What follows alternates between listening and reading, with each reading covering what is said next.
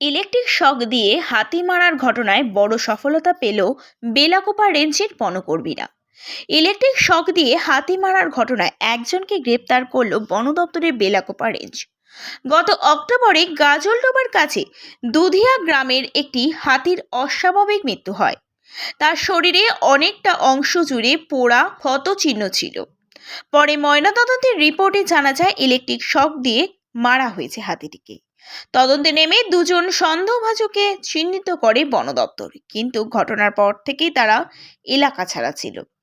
পরে আদালতের মাধ্যমে তাদের বিরুদ্ধে গ্রেপ্তারি পরোয়ানা জারি করা হয়।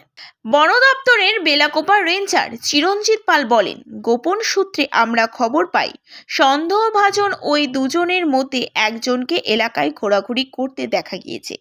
সেই মতন অভিযান চালিয়ে আজ মঙ্গলবার বিকেলে পাকড়াও করা হয় তাকে। তদন্তের স্বার্থে এখনোই আমরা নাম পরিচয় জানাচ্ছি না। ধৃতকে আগামীকাল জলপাইগুড়ি আদালতে তোলা হবে। আমরা আমাদের একটা হাতি ইলেকট্রিকিউশনে মারা গিয়েছিল অক্টোবর মাসে দুধিয়া ভিলেজে।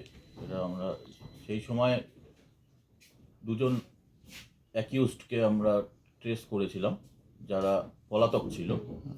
তারপরে আমরা কোর্টের কাছ থেকে ওয়ারেন্ট তাদের নামে ইস্যু হয়েছিল।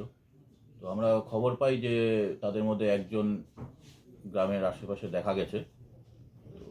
তারপরে আমরা আজকে বিকেলবেলা তাদের একজনকে অ্যারেস্ট করা হলো। কোথায় করলেন?